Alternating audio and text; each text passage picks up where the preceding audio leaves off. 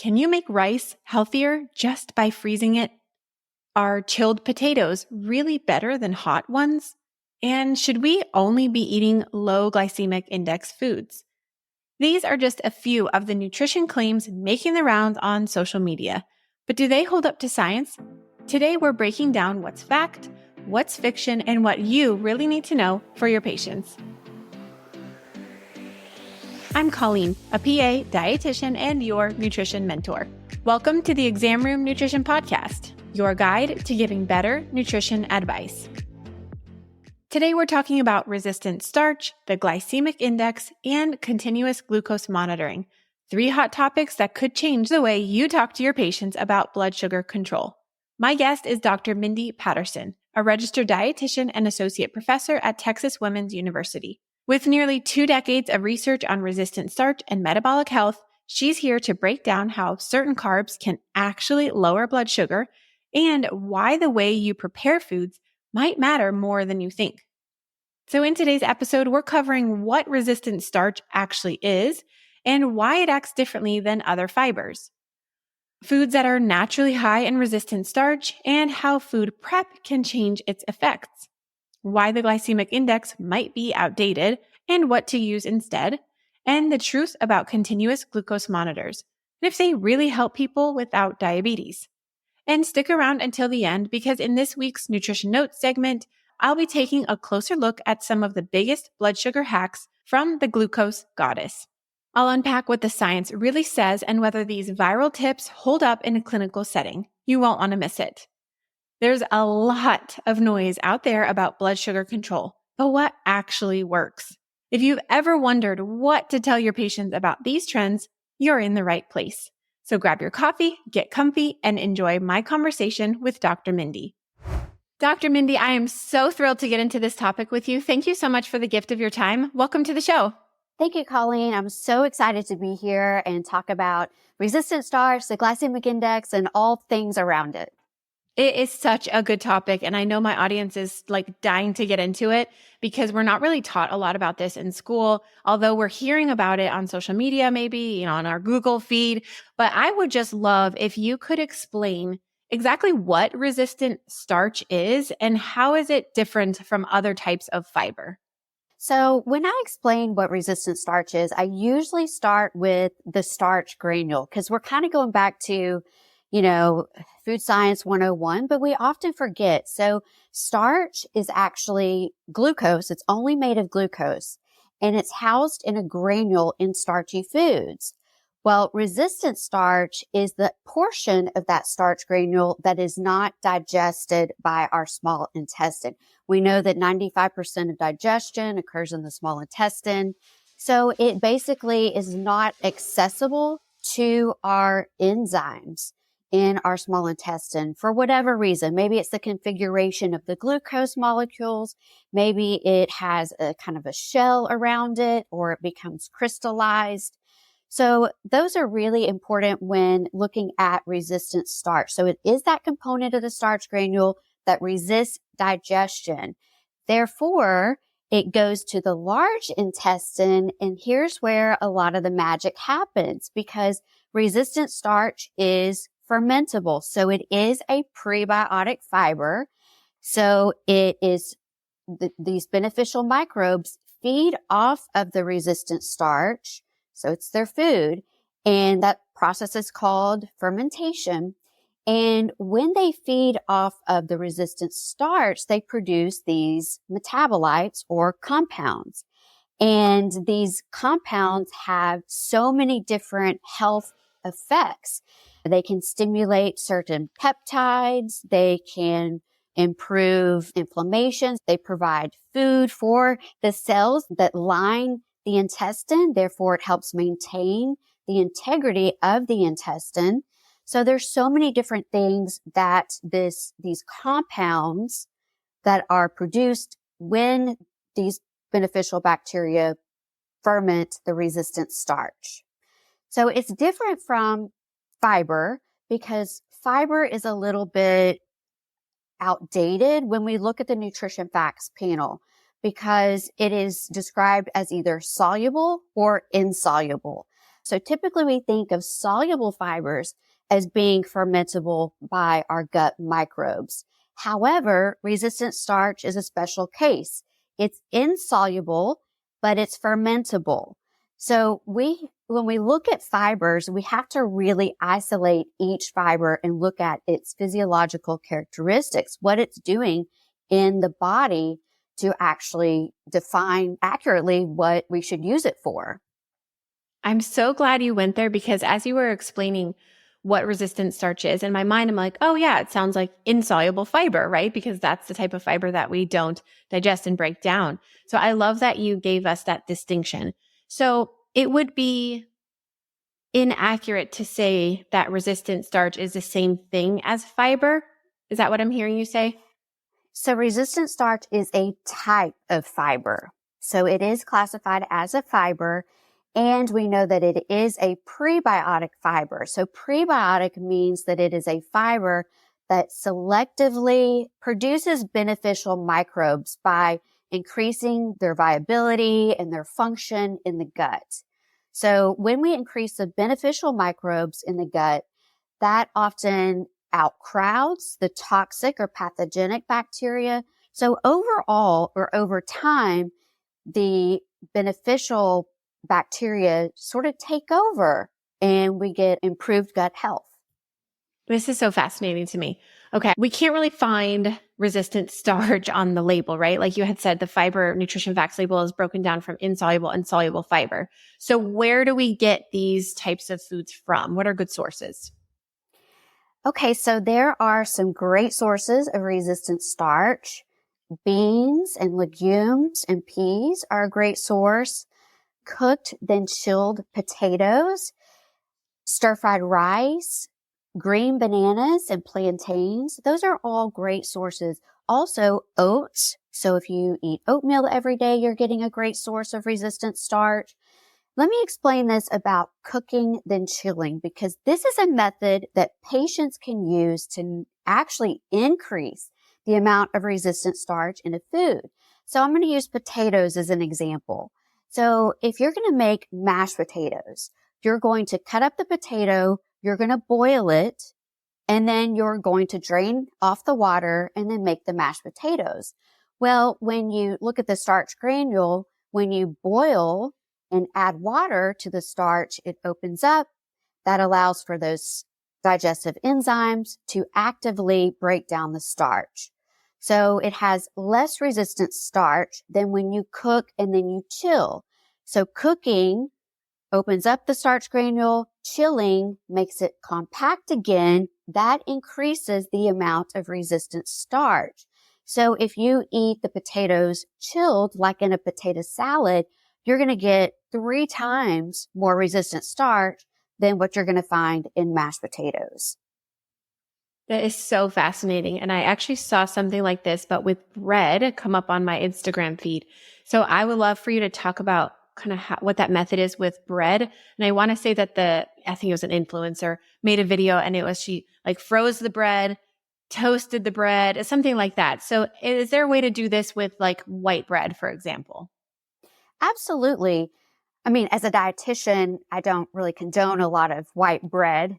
Neither do you, right? But it is a way to increase the amount of resistant starch. So you can take that white bread, you can freeze it, you can thaw it and then consume it, or you can toast it, and you're going to get a higher amount of resistant starch when it's frozen, even chilled, than when you just eat it straight out of the box.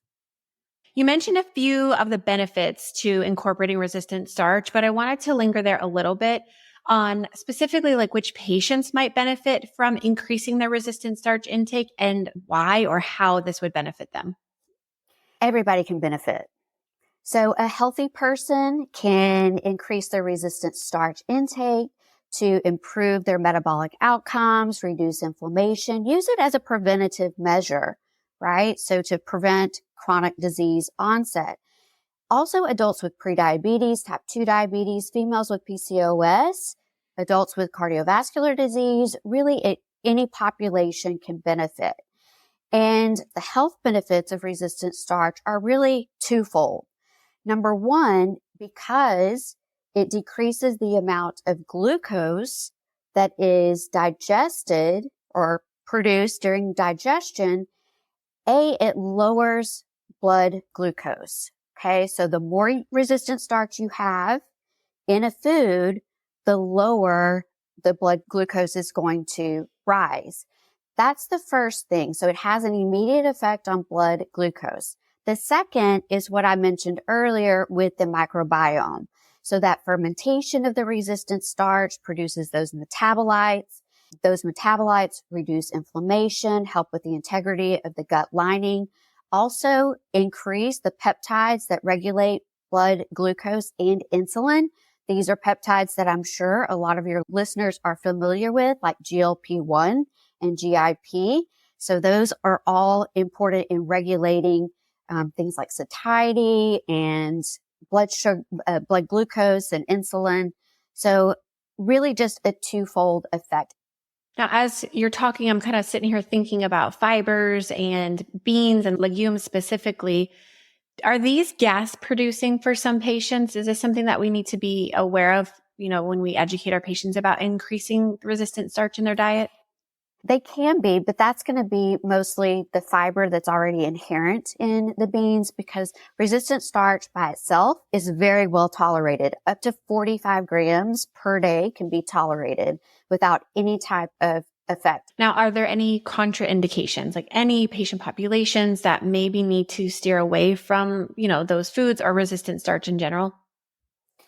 I don't think we'll have a problem naturally increasing resistant starch in foods, but if someone were to perhaps use a supplement and they may be using too much, and they might be on a GLP-1 agonist or some other medication that is blood glucose lowering, then they just need to monitor their glucose. All right. I want to end our conversation just about resistant starches here, more about like patient education. I love the talk that we had about potatoes and preparation, and same with the bread. What other things can we explain and educate our patients about maybe incorporating these foods into their diet? The foods that I've been talking about that are high in resistant starch: oatmeal, chilled potatoes, beans, legumes, and peas. I think we start there. Let's start incorporating these natural sources of resistant starch. And we're also going to get an added benefit, right? Because these foods are high in protein, they have fiber, they're nutrient dense. So if we encourage our patients just to get a handful of these high resistant starch foods in their diet, it's going to benefit them overall. What are some of your favorite ways to help patients eat more beans, for example? Oh, I always tell patients to think about ways you can incorporate beans into things you're already eating. So tacos, let's add some black beans in those tacos. If you like salads, you can make a chickpea salad, throw a bunch of vegetables in there, add some balsamic vinegar and olive oil, and then you've got a great salad topper. So I think just by adding beans to things you're already making is a great way to start. I love that. I throw beans on everything. And I coined something on Instagram that was like, be part of the fiber fan club, because I talk about fiber all the time. I think fiber is like the king of all foods. So I love this conversation. All right. So I wanted to have you come on and discuss the glycemic index, because it is sort of an older concept that sort of circles around and comes up in literature here and there. So for those who maybe don't know exactly what it is, if you could clarify the concept of the glycemic index, and then how is it relevant to clinicians in practice today? Colleen, you're absolutely correct. This term was coined in the early 1980s by David Jenkins. So what it is basically we're taking a test food. I'm going to use bananas as an example. And we're going to compare that to either white bread or glucose. And so the glycemic index first, before I go into kind of how it's tested, it's a scale from 0 to 100. So 0 meaning the lowest glycemic index possible, and the highest, it would be 100. So if we look at that test food, we're going to give, let's say, 50 grams of this banana to a patient, and then we're going to collect blood glucose measures over a 2-hour period. Think of an oral glucose tolerance test. And then we're going to bring them back in a week later, and we're going to give them the white bread or the glucose, 50 grams, same amount, do the same postprandial measurement, blood glucose, and then we're going to compare. We're going to assign the white bread or glucose a value of 100 as being the highest glycemic index. And then we're going to compare that to the banana. So let's say the banana had a value of 55. Well, that would be classified as a medium glycemic index food. So anything below 55 is going to be considered low glycemic index, and anything above 70 is considered high glycemic index. So there are some limitations to using glycemic index. For one, in the original 1980 paper, they only used 5 or 6 subjects to come up with these values. So it's very underpowered if you look at today's research. Number 2 is there's so much variation when people look at the glycemic index in themselves, even using the same food, right? So, for example, I can eat a banana on a day after I exercised compared to eating a banana when I don't exercise. I'm going to get different glycemic values, right? And even between you and I, Colleen, you sleep different than me. You have a different diet than me. Your microbiome looks different. You have different activities. So you are going to completely have a different glycemic effect to the banana compared to me. So if we look at these limitations, and studies using personalized nutrition are really highlighting these wide variations in glycemic index, should be of caution. You know, it can be a good tool for people to use, but they need to use it for themselves, and they need to test that banana on several days to see how it really is impacting their blood glucose. Nutrition is just so fascinating, and our bodies are so complex. And I think that's what makes giving nutrition recommendations that much more complex, right? That's why we can't just say, oh yeah, everyone should eat low glycemic foods, because like you just said, it's different for everybody. So I think that's really an important piece of education. Now, I'm curious, how is the glycemic index different from glycemic load? Because that's another term that we hear often. So if we look at the glycemic index, we're testing a specific amount of food, like 50 grams. But that's not what we eat in a serving typically. So the glycemic load is when we take the glycemic index and we multiply it by the amount of carbohydrates in a serving size of food, right? So a banana may not be 50 grams. Maybe it's 100 when we eat the whole banana, medium sized. So in essence, we're taking in consideration the carbohydrate amount of that food when we're looking at glycemic load. Is it a better measure? I mean, maybe not. Again, it's individual, and, you know, we can't use it at the population level at this point. Now, I want to pause here and get your opinion, because you've mentioned test on yourself and see what your response is to certain foods. I would love your opinion on continuous glucose monitors, because this has kind of become really popular in 2024 for individuals who do not have diabetes specifically. So I'm just curious to hear what your thoughts are and what you've read in the literature. So we did think continuous glucose monitors were effective in measuring how we respond to certain foods regarding our blood glucose. However, Kevin Hall just published a paper this month that came out, and, you know, he is with the NIH, and he found that when giving a person the same food at the same time and the same amount, let's say on a Monday, they're going to give oatmeal, okay? Same amount, same time. And then they give the oatmeal next Monday, same amount, same time. There's a wide variation in blood glucose response.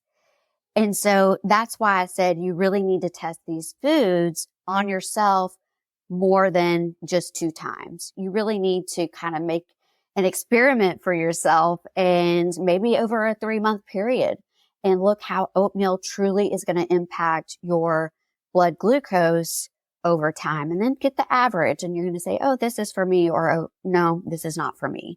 Now, I'm sure you've seen her, maybe heard of her. She's on social media. I can't remember her name, but it's like the glucose goddess or somebody like that who's really popularized the whole concept of the glucose spike and things like that. Now, I think she's got a lot of fear mongering, and I don't agree with a lot of her principles. So I would love for you to just speak on that. So maybe we've gathered this information. We see that a certain food rises our blood sugar. Do our patients need to be concerned about that? Or do we just explain that that is normal biology? How do we work with them within those parameters of maybe that experiment that they've been doing? Right. So sometimes your blood sugar is going to spike, but what we're looking at is how many spikes in a day, in a week. We want to minimize the amount of spikes. We can't control every time our blood sugar is going to go really high. Maybe it's cortisol. Maybe it's stress. There's so many things that are going to impact that. But we want to look at over time. Are most of the time, 90% of the time, 95% of the time, are we within normal range? Are we below 140 most of the time? Yeah, I think a lot of fear has been perpetuated with this, and people are like freaking out if their blood sugar goes up. And I'm like, yeah, but it came down within a normal amount of time. So there's no need to panic. No, you have that exactly. And we want to make sure it does go down after a couple of hours, because if it's sustained, then that can be an added issue. Now, looping back to our discussion about resistant starch. So I'm curious if the consumption of resistant starches influences the glycemic index of foods. Absolutely. The higher the amount of resistant starch in foods, typically the lower the glycemic index. But again, you have to test these foods on yourself. So what I like to go by, instead of, yes, eat those 5 or 6 foods that have really high resistant starch, try and get those in your diet, but also a good education tool, because a lot of those foods are an excellent source of fiber. So if we focus on fiber and those healthier fiber foods, we're going to automatically increase our resistant starch intake. I love the symbiotic relationship between fiber and resistant starches and just the positive impact it has on blood sugars. I think this is so helpful, and what a useful tool for educating, especially patients who do have, glycemic control issues. So if you can maybe talk on what sort of implications or guidance should providers teach their patients about when they're planning their meals and including resistant starches and monitoring their blood sugars throughout the day. If we're looking at a specific diet pattern to follow, I think the Mediterranean diet is a great way to start. The Mediterranean diet automatically has beans, legumes, and peas added. You can eat potatoes. You can get that added benefit if you cook and then chill. So you're eating it as a potato salad or something like that, or a cold potato soup. Teaching patients to get a serving of beans a day, at least one. Let's eat overnight oats in the morning. Get your day offs right. So I think there are certain things that we can do, especially focusing on, let's limit those processed foods and foods with added sugars, because those processed foods are maybe starchy. We had the conversation about white bread. Well, white bread by itself doesn't have a lot of resistant starch. Crackers don't have a lot of resistant starch. And they're processed foods that are starchy, but they're void of fiber and other healthy nutrients. So limiting those types of foods while focusing on those really nutrient-dense foods that are rich in fiber and resistant starch and even protein, oftentimes, that's going to help improve the quality of our patients' diets. But I think when you use the term Mediterranean, they can resonate with that because it's been around for so long. And the recipes are so prevalent on the internet that I think it might be something just easy to start with. Yeah. And, beans are really inexpensive, and it's something that everyone can find, even individuals who are getting food from food banks. I find that beans are almost always part of those food bags. So I love that this piece of advice is culturally relevant and appropriate for anyone in any socioeconomic status. So this is like one of my favorite recommendations because it would work for any of your patients. So I want to round out this conversation and kind of just ask your final opinion on if providers should use specifically the glycemic index as a teaching tool for patients, or if you think, other things like the Mediterranean diet would be more appropriate. I really think going Mediterranean diet, increasing fiber is the way to go. The glycemic index is old. It was studied in a small number of subjects. We know now that there's such wide variation between people, even among ourselves. So unless we want to be our own experiment and use the glycemic index that way, I really think practitioners should steer clear of the glycemic index. Let's focus on getting nutrient-dense, fiber-rich foods like foods found in the Mediterranean diet. Those are naturally going to be high in resistant starch. And let's go there with improving diet quality. Yeah, I couldn't agree with you more. Well, Dr. Mindy, this has been such a fun conversation. I have loved learning from you and all your practical tips. I would love if you could share with my audience where they can connect with you and learn more from you. So you can find me on LinkedIn and TikTok and Meta. I also have a website, so I do have a small business. I developed a supplement with resistant starch. It's a prebiotic fiber. It's called Renutrin. So you can find me at renutrin.co, C-O. That is the website. And I'm going to link down all of that below in the show notes. Dr. Mindy, thank you so much for the gift of your time. I'm so grateful you came on. I would love to have you back on for another conversation. But until now, thanks again. Thank you, Colleen. All right, now it's time for my nutrition notes. But first, if you enjoyed today's episode and want to stay up to date on the latest nutrition insights for your patients, be sure to sign up for my free newsletter. Every week, I break down trending topics, share quick actionable tips, and give you the science-backed strategies you need, all in one bite-sized email. Head to examroomnutrition.com/sign up to get on my list. It's free, it's packed with value, and it'll make your next patient conversations that much easier. All right, well, if you've spent any time on Instagram lately, you've probably come across Jessie Inchauspé. I don't know if I'm saying that right, better known as Glucose Goddess. She's built a massive following. I'm talking 5.4 million people to be exact, by sharing simple hacks to help people keep their blood sugar stable.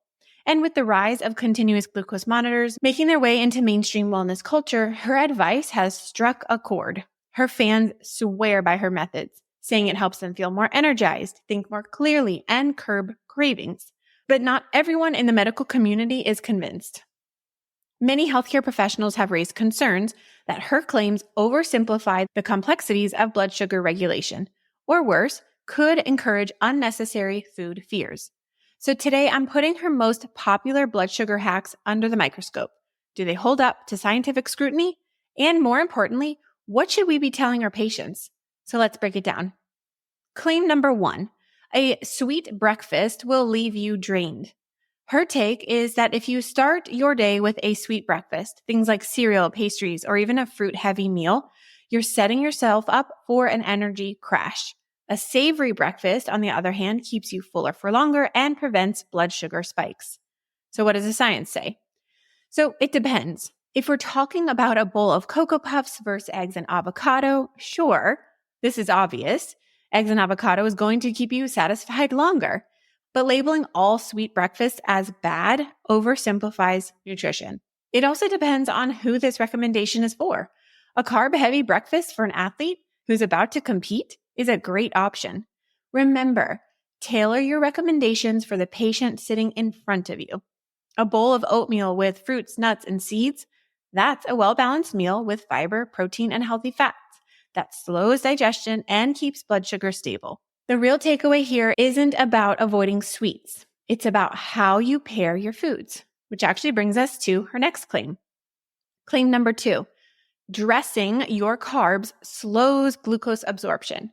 So her take is that eating protein, fat, or fiber along with carbs slows digestion and prevents blood sugar spikes. So what does the science say? This one is actually solid, and it's not really all that revolutionary. The idea that pairing carbs with other macronutrients helps regulate blood sugar isn't new. It's been like a core principle of balanced nutrition for decades. She just packages this approach a little bit differently. So eating an apple with peanut butter or having whole grain toast with eggs is not really a hack. It's just smart eating. I give this claim the green light. All right, claim number 3. All sugar affects the body the same way. Now, her take is whether it's table sugar, honey, or maple syrup, it's all processed the same way in the body, so there is no real difference. What does the science say? Now, this is mostly true. At the molecular level, sugar is sugar, but it's not the whole story. We know that sugar found in whole foods like fruit come packaged with fiber, vitamins, minerals, phytonutrients, antioxidants. All of these slow absorption and provide additional health benefits. So while we don't need to demonize sugar of any kind, we also shouldn't lump an apple and a can of soda into the same category. Remember, context matters. Okay, claim number 4. Drinking vinegar before meals reduces blood sugar spikes by 30%.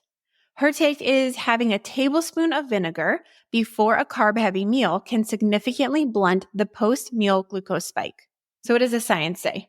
Now, this one is tricky. There is some evidence suggesting that vinegar can slightly reduce post-meal glucose spikes, but the studies behind this claim are small, like 11 or 12 participants, and they were really short-term. One study looked only at people with type 2 diabetes, and another only tested vinegar with bread. So can we apply these findings broadly? Not really. Now, while vinegar might have a modest effect, it's really not a magic bullet. And let's be real, downing straight vinegar before every meal isn't exactly sustainable or great for your teeth. If your patients enjoy vinegar in a salad dressing, great. But should they carry around a bottle of apple cider vinegar like it's a prescription? Probably not. So the bottom line is that blood sugar regulation is important, especially for people with diabetes or insulin resistance. But for most people, meal planning shouldn't feel like a chemistry experiment. If some of these tips help patients feel their best, that's fantastic. But food is more than just glucose data. It's about nourishment, enjoyment, community, and sustainability. So when it comes to blood sugar hacks, we need to ask, is this practical? Is it supported by solid evidence? And most importantly, will this help patients develop a healthy, sustainable relationship with food? Because at the end of the day, that's what really matters. So I'd love to hear your thoughts on the glucose goddess. Shoot me an email at colleen@examroomnutrition.com and let me know. And that's all I've got for you today. So let's continue to make our patients healthier, one exam room at a time. I'll see you next time.